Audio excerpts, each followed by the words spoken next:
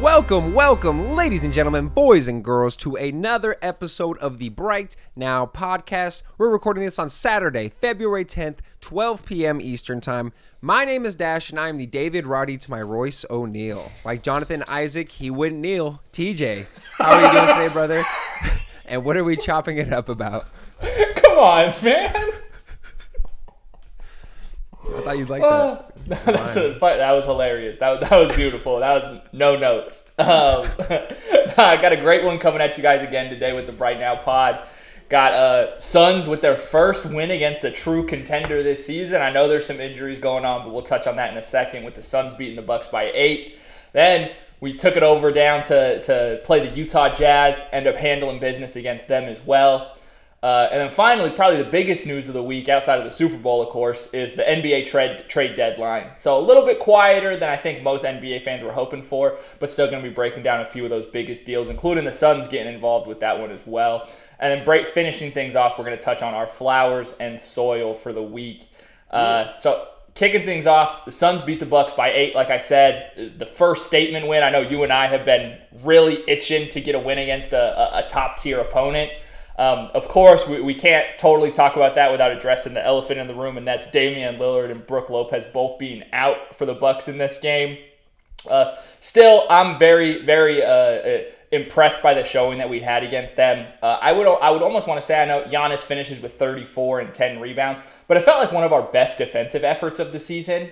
Especially going back and rewatching the tape, our defense was just moving much more in sync, forcing a lot of turnovers. Nurk had really active hands. And of course, in the NBA, teams are going to score a bunch of points no matter what, but it felt like we really made the Bucks work. And hey, maybe that's a sign of their dysfunction still. We know they're having their own slew of issues with Doc Rivers moving in now, but I really liked the showing from the Suns in this one. I liked a lot of it. Just kind of like as you touched on. I also think it's appropriate to address that. Middleton only played 8 minutes with the Kevin Durant, jumping under him. But to be fair, there were some people talking. There are some people talking a little bit of stuff about it. But I mean, if you look at the tape, Middleton's behind the 3-point line. KD's, KD. I mean, he's behind it, and then KD's, in the 2-point area, and then he jumps up, lands still in the 2-point area, and Middleton comes down on his feet. So I mean, say what you want about that, but I was also impressed with this performance. There were some fourth quarter moments where you saw Giannis. There was one point towards the second half of the fourth quarter, towards the end of that game, where Giannis came down with the ball, and I was watching it with my homie Joseph, my roommate, and I was like, oh no, at half court, I was like, oh no, look. It just came down. Get out of the way! I know. It just came down and yammed it. But no, I agree. And even bleeding into the Jazz game, I think our defense is looking a lot better. A lot of the rotations look just a lot prettier. I mean, there's times throughout the year where there's just a lot of guys wide open in the corner that left me feeling really pissed off. But no, I think the defensive rotations were there. Nurk had that one really pretty steal against Chris Middleton in that first quarter that I was a big fan of. Like you said, had the active hands. And yeah, I'm happy that these dudes took care of business. And even looking at it from our star players perspective, it feels like Booker does take these Milwaukee games a little personally, and for good reason. I mean, going to the finals, looking at it historically, he finished with 32 points. I know, damn, that was a moment. But no, finishing off with 32 points, shooting pretty damn good from the field. I was personally impressed with this team. I mean, you had the Malik Beasley threes that he just continues to rain. I mean, thank God he's in the 3-point competition. I know Lakers fans are pissed about that as dude shot ass the year that he was with them. So shout out Malik Beasley. Anybody who makes the Lakers worse, looking back at Steve Nash, Malik Beasley, any of those guys, thank you. Suns legends. Suns legends, honestly. What were some takeaways for you? Yeah, I going into the night, and just going into the season as a whole, I was a little worried about KD guarding Giannis for a playoff series or just for a night like this one. But I guess I forgot how crafty and how competitive Kevin Durant is at the end of the day. Because I thought he did a really great job against Giannis, offensively and defensively with him on the other end. But what really ignited Giannis to that dunk, at least the one in the fourth quarter where he just euros and just shoves Eubanks to the side, it was because Kevin Durant just put one on his head a moment before. Yeah. And KD is one of those guys that can still go toe-to-toe with Giannis. That's why people still have him in the top 5 to 7 players in the league, right? Nurk does a really good job against Giannis too. Everyone sees the funny clips of him just kind of hey, shoot the 3, do whatever you want out there. Because he's strong and, again, crafty enough to go against Giannis as well. I think that's what we've been really excited about Nurk, is just literally his weight on the roster is just gives us a great benefit there. And TJ, let me cut you off real quick. I really want to see what the points per possession is when Nurkic turns around and does the hand wave, because I feel like I've seen players miss it every single time that he's done. I know it has not backfired on him, because trust me, if it did backfire, I would be losing my mind. And it works. Yeah, the points per possession is at like a 0.1, it looks like, at the moment. So no, shout out to Nurk. And I know you. I guess, and one thing I want to touch before we dive too deep into the Suns on this one. Shout out to Robin Lopez getting the start for Milwaukee in this one. An actual Phoenix Suns legend. When I was like, it was he was around 2012, kind of like the later Nash years, and then into the Marcin Gortat era. I loved Robin Lopez. It was probably because I had like big curly red hair just like him, and he just played a slow kind of just brooding, big body game style, and just loved watching him on the Suns. So just wanted to give Robin Lopez a quick shout out there. Were you also a guy that tried to convince yourself that he was a better Lopez brother at the time when he was absolutely. Oh, absolutely. I was like, he's way better than Brooke. That bum Brooke. Oh yeah, cool. You could leading scorer in Nets history. Who gets it? Oh, you passed Vince Carter for net scoring. Get the fuck out of here, Brooke. Do not care. But no, so the big three in this one, they combined for 85 points. Booker with 32. He was scoreless in the fourth, so that was a little concerning, not as aggressive there. KD 28 with 10 rebounds. Beal with 25 and 10 rebounds as well. So those three, they combined for 64 shot attempts alone and scored 85 off of them. The rest of the team had 23 attempts and scored 29. So still some that obviously your stars are going to score more efficiently and effectively than your bench guys, but you'd like to see that be a little bit more balanced at the end of the day. But overall, they were just dominant. All three of them scoring from all three levels, and just really got it done against a Bucks team who's really been struggling on defense. Yeah, and I agree. And sticking with the big three, I know me and you talked about it in our phone call, and I know this has been the thing that we were looking for as Suns fans, but Bradley Beal's rim pressure is awesome. I mean, that guy, he is known, as we've seen just even in the Atlanta game, he does miss some open layups just randomly, but then he'll make a tough-ass bucket. It was stretched out all the way around against the center, but really love the rim pressure that he brings onto the squad, considering what the other talents are of the other two in the big three. So really impressed with him. Grabbing those rebounds, more than happy. I'll go ahead and take our point guard /2, going ahead and grabbing 10 rebounds. But yeah, no, like I said, taking care of business in this game. Really happy about that. The Bol minutes, he played 17 minutes and, was 2 for 3, not uber aggressive, grabbed his 6 rebounds. But I still like what I see from this guy. And even in this next game, in the Jazz game, I really was impressed with Bol's minutes. I do think that he is a guy that will have rotational minutes. Now, when we're looking forward in the playoffs, we'll see depending on matchups, because I don't know. I get fooled with the Bol propaganda more and more as I see him on the floor. I can't lie. I won't lie to you, TJ. I love what I see from this dude at points, especially with just the defensive protection that he can provide with his 7'11" wingspan or whatever it is it looks like out there. But really impressed there. Grayson Allen still has his plus 2 on the court. Only finished with 8 points, but still super impressed with him shooting deep threes and hitting them. He just looks like he's automatic from behind the 3-point line. And I know we got our big three, but let's continue to drop some plays for Grayson Allen every now and then for behind the arc shots. I'd be more than happy with that. Do you have any other thoughts on this game? Just my biggest thing, and this is more looking ahead to as we get, because I think we got like 30 games left in the season so far after that win against the Jazz. And right now, KD is still 5th in the league in minutes per game, with Booker at 9th. KD and DeMar DeRozan are actually the only guys in the top 2 or the top 10 that are older than 30. So that part is a little bit jarring for me, just as we head down to this home stretch on the season. But I still really believe in this team, and hopefully they can, the training staff is doing their part to keep these guys healthy as we go down into the playoffs. And I kind of wanted to see your thoughts on that, because something you had said to me before we jumped on was interesting about the Suns may just kind of stand pat at the 5th seed. So wanted to see how do you think that would impact the team's mindset and getting to these guys maybe some more rest days, having, like we saw against the Jazz, Book sits out with KD and Beal still in. Do you think that they might show some gamemanship there just to get into the playoffs healthy, or do you think it's, hey, we need to win as many games as possible? So I'm usually a guy that's really pro, going all in the regular season and getting it done. But as we've seen in the past, I mean, guys like LeBron James, and I'm talking about the top echelon people, have taken that little back seat during the regular season. But I do wholeheartedly agree. Think that Kevin Durant is on that same echelon. Obviously I'm not saying he's a top 3 player of all time, but I do think that he's one of those guys that can go ahead and turn it on in the playoffs. And when we're looking at the standings right here, as I was telling you before, we're 5 games behind the first seed. And then when you look at the top 4 seed, I mean, we got Minnesota, OKC, the Clippers, and Denver. Denver being at 4th and only half a game behind. So this could absolutely shift in whichever way. But with us only being 5 games behind and Sacramento being 5.5, I do think that we need to, make that little push here, especially us having the hardest strength of schedule coming up. I do think that we do need to take care of business against those Detroit Piston teams, take care of business against, even someone like the Kings that we play against, and we do know that we have their number. But it's tough to say. Health is going to be the biggest thing. That was a concern going into the year from not just Phoenix fans as a whole, but just NBA fans as a whole. So I do think that we should take that route of maybe resting guys where we can against some of the weaker conference teams. But like we've said before on this podcast, this league is so damn talented, and we do play the Houston Rockets 3 more times, them being a 12th seed, 23 and 28. But man, oh man, I mean, they could definitely steal a game from us, especially if we don't have someone like Devin Booker, KD, or Bradley Beal playing.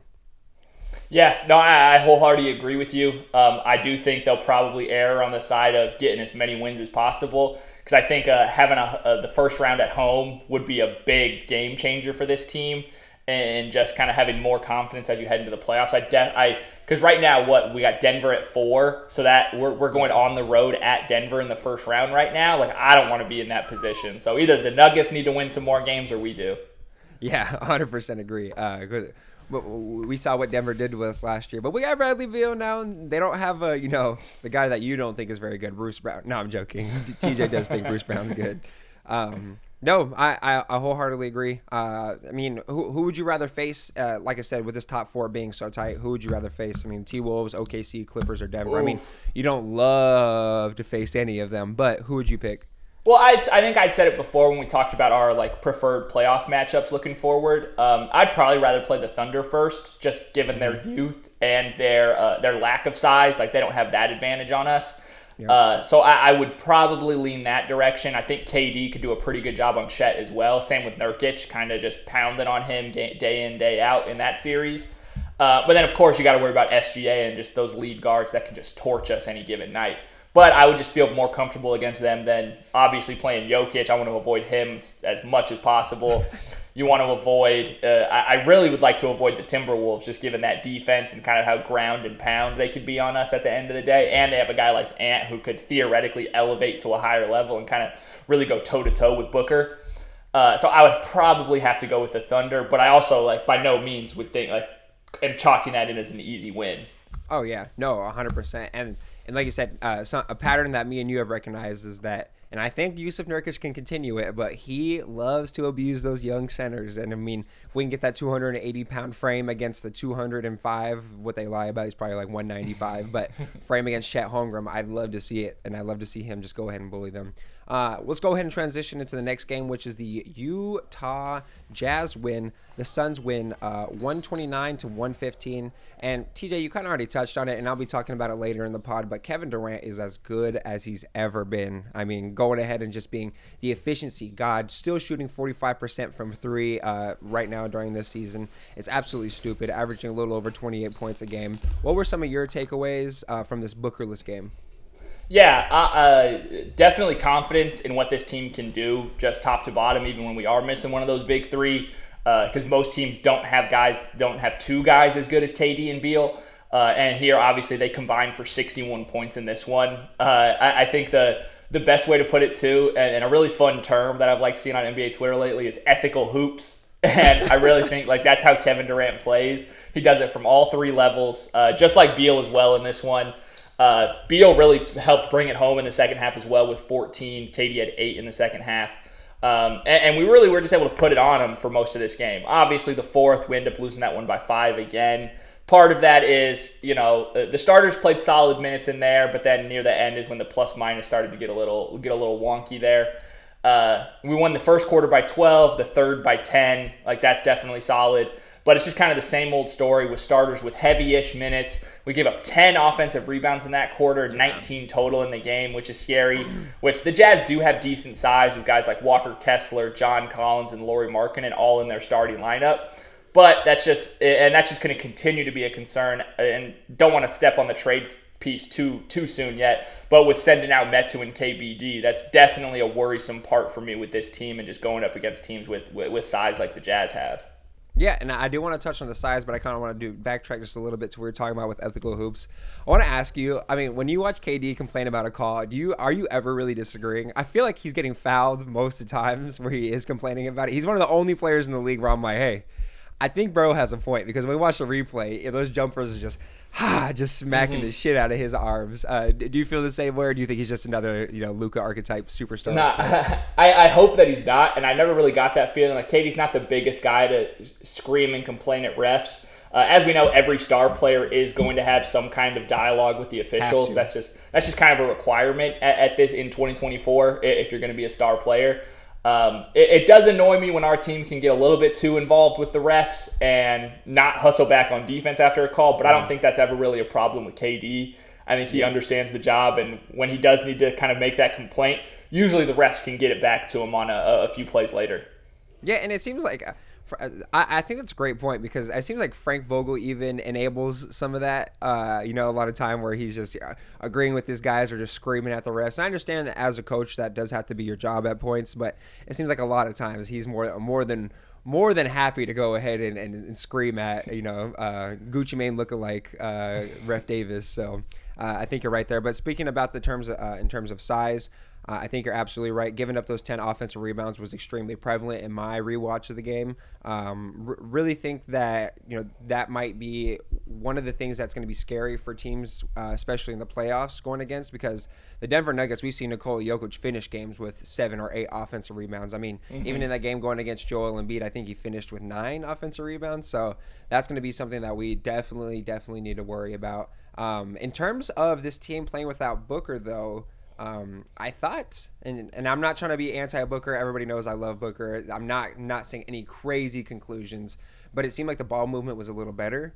We have seen points throughout the year where Devin Booker is in that triple threat position and just staring at his defender, looking at people cutting, but just having that slight Kobe-ish tendency to just keep the ball for the whole possession. But I was really happy with some of the ball movement. There was one play in the second quarter where every guy touched the ball, I think, like twice. And that's just something beautiful, all the way down to the shot clock. It ended up with our guy Beal just getting a wide open 3 in the corner 3. Can you want to talk about just specifically without Booker? Did you notice anything specific, or is it just another game? It was probably our best game without Booker this year. I know if we had looked before, especially early in the season when he had missed that stretch of like 8 to 9 games, it felt like our offense was way more stagnant than it had been in this one. So I think a big part of that is just these other guys getting more comfortable, and Booker maybe even taking a back seat like we'd wanted to from playing that true point guard role and trying to focus on being more score first. So it's kind of a double-edged sword with him, because you do want him to be super aggressive, and I want him to continue to do that. It just is versus when you have 3 ball-dominant guys, there is just going to be less ball movement than when you only have 2 of them in the game. So it makes sense as to why we would see that happen. And I just hope that going into the playoffs, we can be a little bit more free-flowing. And then when it comes down to like real nut-cutting time is when you can start doing the Kobe heroics at the end of the day. Yeah, I'm with you. And then looking at our defense, I thought that we played an excellent defensive game. The rotations continued to get better, which was something that, like I talked about with the Bucks game, was an issue that we were kind of nervous about previously in the season. But this game, it was awesome. We saw a bunch of rotations. We saw a lot of talking out there, a lot more than it seems like before. The chemistry might be, clicking a little bit more. We've been looking for some defensive help from Frank Vogel, and maybe it's finally coming out. I don't know, but I did want to ask you after this game. There were some Suns fans talking about questioning Frank Vogel's ability, his rotations, putting guys in. Are you still on the fence with Frank Vogel? Like, if they lose first round this year, do you see his job being gone? That's tough. It honestly might be. I don't know how Ishbia would react at the end of the day to that, because it would be, I think, his call. I don't think he's letting James Jones make that decision on his own. Yeah. If anything, James Jones' job might be a little bit more in jeopardy than Frank Vogel's at the end of the year, just given that he was hired before Ishbia took over as the governor. And with this Jazz game specifically, this was the day of the trade deadline, right? So we didn't have guys like Metu and KBD, Goodwin, Yuta. Like they're already shipped out. They're not playing. And we also didn't have Royce O'Neal or David Roddy in yet. So that can screw up rotations to an extent when you just don't have access to your full roster of guys. But that has been, the biggest complaint about those guys that we traded out were the ups and downs in minutes. So hopefully we are able to just really narrow down who our 8 to 10 guys are going to be going into the playoffs. Yeah, we need to hone in on our guys. And speaking of James Jones, let's go ahead and take a break here. We'll talk a lot about James Jones and this trade deadline that happened a few days ago. Got some, mid stuff that happened, slightly juicy things here and there throughout the league, but we'll talk about it coming up next. Personally, I feel like that brother needed help. And we're back and knocking it off. We got the trade deadline, starting off with our very own Phoenix Suns. We received David Roddy and Royce O'Neal in exchange for Keita Bates-Diop, Yuta Watanabe, Metu, and 3 second-round picks. And first off, TJ, just to say, I don't know if I love it. I mean, I really don't know if this is what we needed to plug in the holes for the Suns. I know maybe Royce will be a good energy guy, but as me and you talked about, him and Okogie are pretty damn similar. I mean, even in terms of the eye test point of view, being slightly undersized, being that guy who can go in there and just muck things up. So a little confused as to why, I love me some Josh Okogie. I'm not saying we should have traded him, but if we're going to get Royce, why are we keeping both of them? Yeah, that was my biggest concern just straight off from the jump. He's a 6'4" small forward, which is just very undersized for that position in this league, and he's probably going to be playing a little bit more shooting guard. But as we mentioned before, we lost all size by sending this out. The only guys on our team with any actual size now are KD, Bol, depending on where his minutes are going to fall at the end of the day, and then Nurk and Eubanks, right? And I think that was what we wanted the most. Early on in the season, we were definitely more screaming for a point guard, but I think we'd kind of settled on, hey, maybe if we could just add some more size on the power forward center spot would be more helpful than bringing in another small shooter.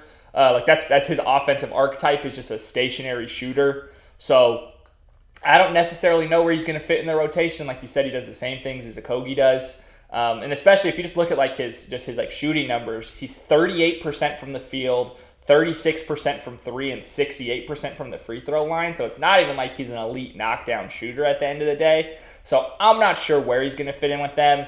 Okogie is pretty much I think it's pretty clear that Okogie's a better defender than Royce O'Neal, even if you just look at the counting numbers like steals and blocks, but also just eye test wise. I think Okogie does a better job of getting into folks. He's marginally better than Okogie offensively, but like I said, worse defensively, so there's just that trade-off there. So I just don't know what the lineups are going to look like with Royce O'Neal in them. That's what I was confused about too. Where exactly are his minutes coming from? I mean, obviously he's not going to be a starter, but in that second unit, I mean, who does he come in for? Some of my first thoughts were like, hey, this is KD's guy, but we also saw Yuta Watanabe was KD's guy that he brought in from the Nets. So, I mean, I'm just a little confused. We saw obviously what happened with Yuta. Shout out to him for, his time on the Phoenix Suns, but it seemed like it ran dry pretty quick, especially with those, bricks that he was throwing up. Shout out Yuta. Like I said, no disrespect. Love what you brought to the team, but I just don't know where this fits. I mean, do you have any thoughts on our boy Roddy right here, David Roddy? I mean, he Colorado State product, young guy. I think it's his sophomore year in the league, but I mean, he's got a little bit of size to him. He's power forward. I don't know. Yeah. I don't know. The problem with him is he's also only 6'4" at the end of the day, and he's 6'4", big, 255 beefy guy. So that does help us in the size department somewhat. Doesn't help the length by any means. And his shooting numbers are still just, equally, if not worse than Royce O'Neal's. Yeah. He's 40% from the field, 30% from 3, 68% from the line as well. And his effective field goal percentage is only 46. So he's been, getting 23 minutes a game on a really bad Grizzlies team. So that doesn't give you much confidence either.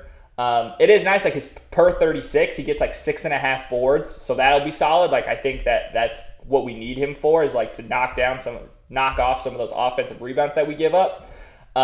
Maybe he's just like a Charles Barkley. I don't want to say not 2.0, but like a great value Charles Barkley in terms of his size and what he can bring to the table as a Sun. But I don't know.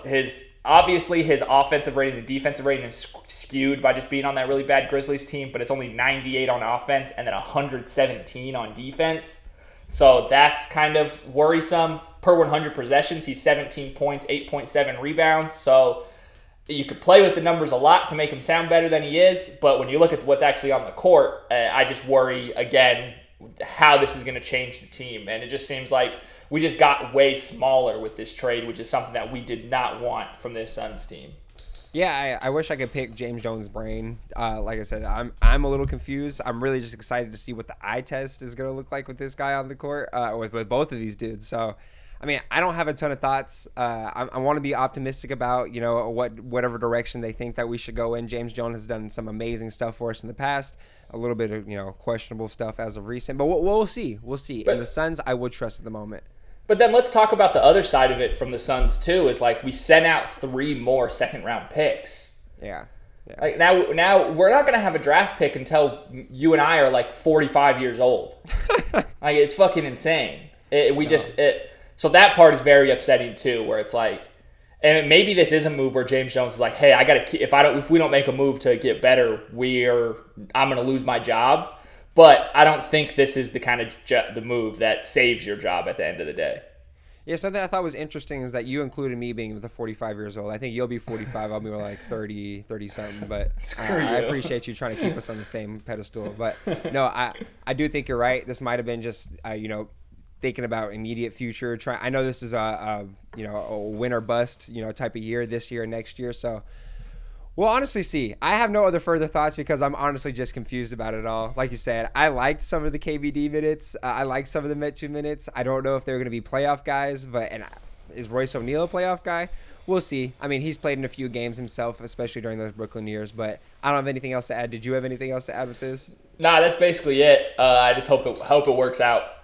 I agree. So going on to the next team, and this is definitely the winner of the trade deadline pretty unanimously, and it's going to be the New York Knicks. They receive Alec Burks and Bojan Bogdanovic in exchange for Quentin Grimes, Malachi Flynn, Archie Diacono. I butchered his name earlier in the call that we had together, and Tyler let me know about it. And Evan Fournier's expiring contract. And TJ, this, in my opinion, put the Knicks from fringe contenders to real contenders. And I know that's slightly a hotter take just because they don't have a top 10 player in the league. And, they're going to show everybody if you can win a championship without a top 10 player in the league, because historically you need 1 or maybe even 2. Yeah, we haven't seen it since the 04 Pistons, but exactly. Look at how this team's built, and they're not too far off from how that squad is designed at the end of the day. So it could work out. I totally agree with you. They won this trade deadline, and that's excluding the OG Anunoby deal from a few weeks ago. Like, if you include that as part of just the season's trades,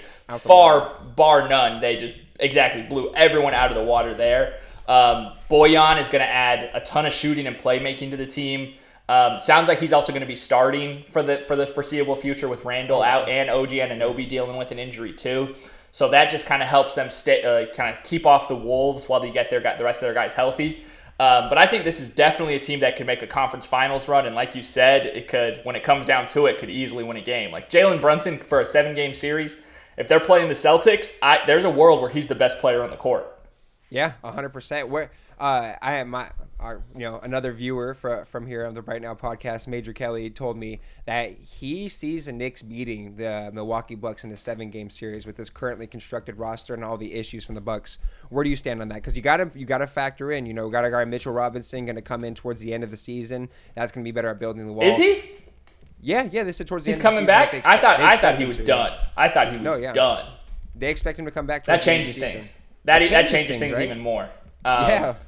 Yeah, especially just the way the Bucks are struggling. Obviously, I don't want to put too much stake into this initial Doc Rivers experience, but nobody can say that it's been good so far. So they're figuring things out a lot. And yeah, it's going to be very interesting. They have the bodies to put up against Giannis. I know Julius Randle has his ups and downs defensively and kind of can check out of games, but if they can keep him locked in, if OG Anunoby, they're probably going to throw him on Dame and I don't think the Bucks don't really have a good counter to put on Brunson in that same way. Like if Dame's on Brunson, he's going for 40 a game. Ooh, yes, he is. And I even like some of the Isaiah Hardenstein minutes to go ahead and build that wall to go against. So really excited to see what this Knicks team can do. You brought it up to me, and it kind of made me reflect, but I think you're absolutely right. Even in a historical point of view, just looking at NBA history, I think the Knicks are best when in that grit and grime kind of era. And we saw them during their 90s run when they were, winning games, making it to the finals. That's a very, very fun team to watch in a lot of ways. And it just kind of fits with like the vibe of New York, it feels like. Me talking to Arizona boy, what do I know? But it does feel like it fits that vibe more of what, the capital, the economic capital of the United States, just like being that grit and grime, New York City, getting down there in the trenches and doing your thing. And I love to see it. And I think Jalen Brunson, as you said, is a great addition. Is a great just piece on this team. A guy who can perform very well in the playoffs, contrary to what some people have said before. And I think I'm really excited. Do you think that they can give any team a run for the money? Is there any specific team that's just going to be a bad matchup? Like the Miami Heat, for example, do you think they're still going to destroy? Like, do you think they can beat them in some game? If I'm them, I'm not worried about the Heat. To an extent, I'm not really worried about anybody in the East if I'm them. Like obviously, like the Celtics are the best team in the league right now, so that's going to come with its own set of challenges and stopping them. But they got the chops to do it. Tibbs is going to be getting these guys up and ready to go. They're all going to be, their starters are going to be playing like 45 minutes come playoff time. So barring any injuries, I think the Knicks have a great shot. Looking like broader if they do go on a theoretical finals run, nobody wants to play Denver. That's going to worry anybody going up against them. But everyone else, like even if it's the Thunder, the Timberwolves, the Clippers, just looking at those guys, I'd be fairly confident if I was a Knicks fan. Hey, not if it's the Suns. Not if it's no joke. We'll see. But last thing from this trade, I wanted to ask you about the Pistons' point of view. Do you think they did okay? They got Quentin Grimes, who I personally do like, but like Malachi Flynn, Evan Fournier is expiring. Obviously, they want to clear up some room for who the fuck wants to go to Detroit. Yeah. I don't totally get it from Detroit's perspective. They're probably. Maybe it was just the best value they could get for Bogdanovich. I know he had been in trade talk since basically day one of this season, seeing what the Pistons were putting out there. So it's fine by the Pistons, but I also don't really give a shit. Yeah, and I don't know if the Knicks actually do have any draft capital, but zero draft capital throughout this? Yeah, exactly. That's just, it's weird. It's weird. The Pistons got fleeced a little bit. I agree. Moving on to the next biggest trade is we're going to be OKC Thunder land Gordon Hayward for the Thunder's beloved Trey Mann, Mavs legend Davis Bertans, who absolutely destroyed the Suns that one year. Their rookie Vasilije Mecic, not super familiar with his game, and then 2 second-round picks. And I think the 30-year-old Hayward could be maybe a floor raiser. This is obviously like one of his worst years that he's put on in terms of production, but Charlotte was going with a lot of their young guys, giving them a ton of minutes, and just sticking on Hayward. I think it's hilarious, the Twitter propaganda. I think you saw it. I know it was a bit, but it was like 2013 highlight reel of Hayward with the caption, "This is what the Thunder are getting." And you saw dudes like Kobe, Tyreek Evans, and Eric Bledsoe. You saw Eric Bledsoe on the Suns with like the sleeve jerseys and shit. Like, come on, man. That's hilarious. But do you think this trade does anything for OKC? No, I think it definitely does something for them. I know everyone's kind of clutching their pearls about them not adding a big guy, but like we've touched on before, I think they can afford to be patient, and if the right deal's not there, there's no reason to press the panic button to make something this year. Their window is still plenty open. SGA is still very young. J-Dub only in his second year. Chet in his effectively his rookie year, right? But I think Hayward just adds that veteran presence, and something that I had touched on about being worried about the Thunder is them hitting that kind of, it's usually called the rookie wall for like a guy like Chet Holmgren, but just being a young team and not having gone on like a deep playoff run before. I think Hayward can kind of calm their emotions down in that aspect and kind of keep them focused on the task ahead of them and not get too worried about kind of looking forward at the season. So from that sense, I think he's going to be a great fit. Seems like he's going to be coming off the bench for them, but he could still, he's a very smart basketball player, and I think he's going to understand his role when he gets there. Are you saying Gordon Hayward plays the game the right way? I think Gordon Hayward plays the game the right way. He's crafty, sneaky athletic. That's basically all of them right there. Checks all the boxes. All right.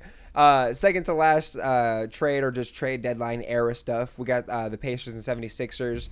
Indiana ships out Buddy Hield for Doug McDermott, Furkan Korkmaz, and some picks. TJ, to be honest, as you know, super locked into the Pacers team this year. One of my favorites. I got one of my favorite young guys on there with Tyrese Halliburton. And I honestly love Buddy Hield on this team. I don't know how I feel about this trade. Talk to me. It has to be to get away from that $23.5 million he makes a year, right? Because strictly basketball, I really do enjoy his fit and like how he looks like on the team in the locker room. These guys get along super well on social media. What were some of your takeaways from this? I think the weird part from the Sixers' perspective is that Buddy Hield, this is his last year of his contract. Yeah. So when I first saw the trade, I was like, okay, maybe they're just kind of gearing up for when Embiid comes back, like next season. You know, Embiid, he might be coming back in like 3 to 4 weeks. They said. I don't know if he comes back this season at all with another knee injury on that guy, and who is he even going to be when he comes back? So I didn't really love it from a Sixers perspective. The Pacers obviously do whatever they can to try to get the asset before just letting him walk away in free agency, because it did seem like there were still rumblings that Buddy Hield was a little upset and wanted to get out of there. But overall, kind of a lateral move for both teams. So we'll see what happens. I think the Sixers are kind of taking themselves out of the contender conversation as of now, and the Pacers didn't really do enough to elevate themselves into that conversation, despite adding Pascal Siakam a couple weeks ago. Yeah, no, I think you're right. I do like what this Pacers team is doing, and obviously all of them are fairly young, and they still got time to make stuff happen. Really love those guys, Nembhard out there, Naismith. They got just a bunch of young dudes that I love. TJ, shout out our boy TJ McConnell. I can't believe teams weren't just like scrambling to get him. Like a contender would absolutely love a TJ McConnell to come off the bench. But yeah, I don't have any crazy takeaways from that. Like I said, and just lateral move is a great way to put it. And lastly, we have some news that broke this morning, which was the Los Angeles Lakers signed Spencer Dinwiddie. And to be honest, TJ, I'm not moved whatsoever, but I thought we should touch on it, just because it just happened. But did you have any thoughts on there? Nah, I mean, he's a score-first guard. He's not necessarily good defensively. So I don't know what he solves for the Lakers. I guess their problem was they just needed a little bit more offense, more shooting. But Dinwiddie's also a kind of guy that loves to live in that mid-range area, so I don't even know if that's necessarily what they wanted out of their guy. I think I have liked seeing. It seems like a lot more people have been questioning LeBron's leadership as of late, which is kind of an interesting tidbit. Just him having everybody perennially on the trade block, him putting a Knicks towel around himself, tweeting out the ticking time emoji, right? So it's a little questioning. I don't know how much I would like to play with that guy at this point, if that's how he's going to treat everybody. So I think the Lakers just seem to be in trouble, for real. And it makes me happy. I picked them to finish early in the season, knock on wood, mostly because I wanted to kind of get a little, put a little voodoo magic on them, because I hate the Lakers more than anything else. But yeah, I don't think that improves them by any large stretch. Like, they're still going to be fighting for a play-in spot in my eyes. Yeah, I don't. Like I said, doesn't move me at all. But that about wraps up this very, very mid. I mean, we've just been spoiled with some of the trade lines in this past year. I mean, we had the Kevin Durant trade. Obviously, as a Suns fan, was awesome. We had the Kyrie stuff happen. The year before that, we had the Sabonis and Halliburton stuff happen. So, I mean, you can't expect a banger every year, but I thought it was appropriate that we touch on that. Coming up next, we got one of our favorite segments, which is the flowers and soil. Coming up next. Personally, I feel like that brother needed help. And we're back with our favorite segment. TJ, I have a question. What's more important, the flower or the soil that grows it? And who's your flower? For this week, we're hitting with a guy who has been pretty highly regarded in the last few years, but definitely saw his stock drop last season after the playoffs, and that's Donovan Mitchell. Ooh. In his last 5 games, he's 27 points, 40 points, 29, 31, 25. All of them are wins. They've won 9 of their last 10. They're on an 8-game win streak. And this is a Cavaliers team who we thought was just dead in the water early on in the year. But Donovan Mitchell, once he's come back from injury, has just done a fantastic job of keeping them in the hunt. 28.5 points per game this year so far. And, there was a lot of trade buzz with him early on, like, oh, should they just move off of him? Everyone knows he doesn't want to be in Cleveland, yada, yada, yada. And then he just kind of shut all that talk down and has the Cavs as what? They're the 2 seed right now? Yeah, they're the 2 seed. They passed up the Bucks recently, 3 games up in the loss column. And just really impressed with what he's been doing, putting it on, and just being a real dominant scorer for a guy that people had, really soured on in the last year and a half. Yeah, I think that's a great pick. I was always a big Donovan Mitchell guy. I mean, even with that Utah team, you go back in the bubble, or you go back even against, just the early on, Mitchell and Booker kind of in that same age range, and they would absolutely have duels back in the day. And I remember even, like I said, a couple years back, me and my dad being like, golly, like, who the hell is this guy? Like, his rookie year, just going toe to toe, doing his, getting off, doing his celebrations and everything like that. Really a Donovan Mitchell fan at the end of the day. Like you said, his stock was definitely decreased. And, there's a talks of, does he make his teammates better? Yes or no? But I mean, hey, definitely a floor raiser, it seems like at this point. And we're just questioning to see if he's really that ceiling raiser at the end of the day. Like I said, we've seen amazing playoff performances from him before. And, who's to say with this team? I mean, we were scared, like, hey, is Evan Mobley coming back into life? Is that going to affect stuff? And, first play in, Evan Mobley has a snatch block. So, I mean, let's go ahead and see what happens with this squad. I think that's a great pick, someone who's definitely deserving of it. For my guy, I'm sorry, TJ, you're not going to like this one. And you kind of put me on. Yesterday, randomly, me and TJ talked for like 3 minutes. He just called me and said, hey, is Kevin Durant the same, like the best as he's ever been right now? And I was like, I was going through the numbers.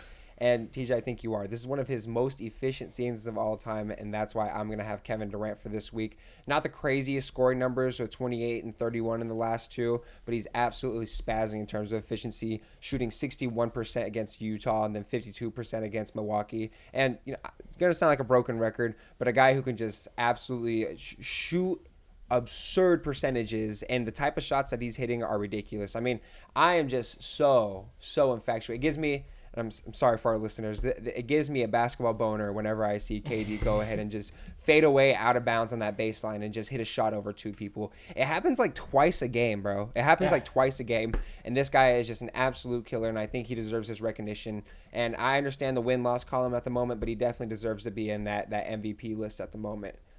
Did you have any thoughts on our guy KD, your favorite player of all time? Yeah, no, I mean, I'm totally with you. He needs to get all the credit that he can because of just how purely amazing he is at the end of the day. And I think you mentioning how, it does seem like he's damn near at the peak of his powers still at 35 years old is just astonishing.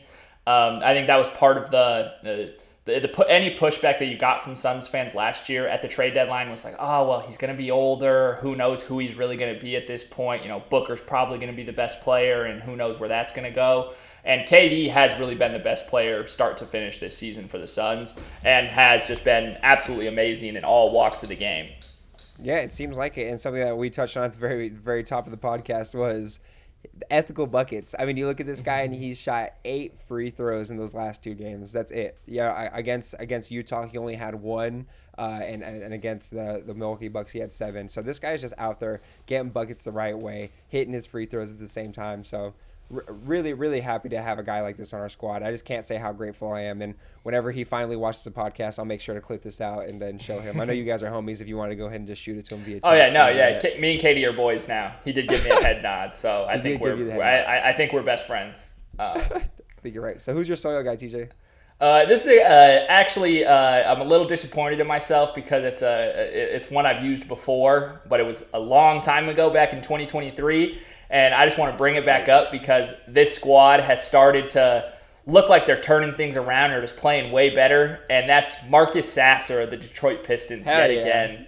I think he is going to be in the league for a long-ass time, especially if he just plays as aggressive and as well as he has been. In 3 of his last 4 games, he's had 17, 18, and 21 points. On that same stretch, he's 55% from the field and 56% from 3. So just hyper efficient as well, just knocking down the shots when he gets them. And I think now he should be a shoo-in to make an all-rookie team this year, especially now with Killian Hayes getting dumped. And I know Killian Hayes was kind of stealing minutes from Jaden Ivey, but I really think he was stealing more minutes from Marcus Sasser because now him and Ivey can both get in there a lot more frequently with Monty Williams over there. So I am just super excited to see where this guy's career turns out.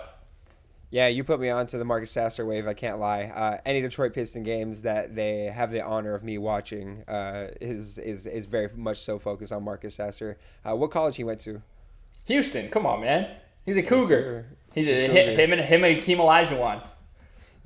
Who's gonna be the better Cougar all time? We'll see.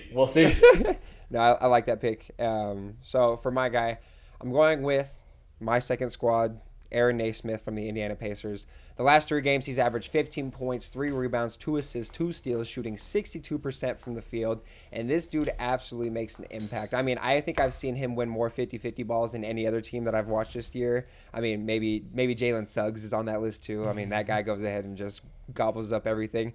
But this man, Aaron Naismith, is, Simmons said it on his podcast. He might be like the 3rd or 4th best pacer at the moment. I mean, this guy just comes in and knows how to control the offense where need be. He knows how to go ahead and just, like I said, muck things up, grabbing offense or rebounds in clutch time situations, really just being a menace. And even the ones that he doesn't get, he's making the defense think and he's making guys hit and box out and got to find somebody instead of just leaking out for easy buckets. So I really like what he brings to this team. A little bit of tenacity. This Pacers team is a little bit chippy, and I think he, in a lot of ways, goes ahead and just elevates that to a next level. Do you have any thoughts about Aaron Naismith? Yeah, no, I'm with you there. Much like Marcus Sasser, he's going to be around for a long time and just plays the game the right way and is just an absolute winner at the end of the day and is a huge part of the Pacers really being a surprise team at the end of the day. Still, I know you had extra high hopes for them just being a huge Halliburton fan. But now we're really seeing them be a true playoff team. They could even, they're very close to the Sixers right now in the standings, and it's very reasonable they could pass them up as well. So we could be looking at a Pacers-Knicks first-round series, which I know we would just be locked in on. It would just be so much, just the unstoppable force versus the immovable object at the end of the day. Good golly, Miss Molly. I can't wait. Yeah, I am still loving this NBA season, even during the dog days at the moment. But yeah, man, that's going to wrap up Right Now Podcast episode 25. Thank you guys so much for tuning in. And as always, y'all have a phenomenal rest of your day.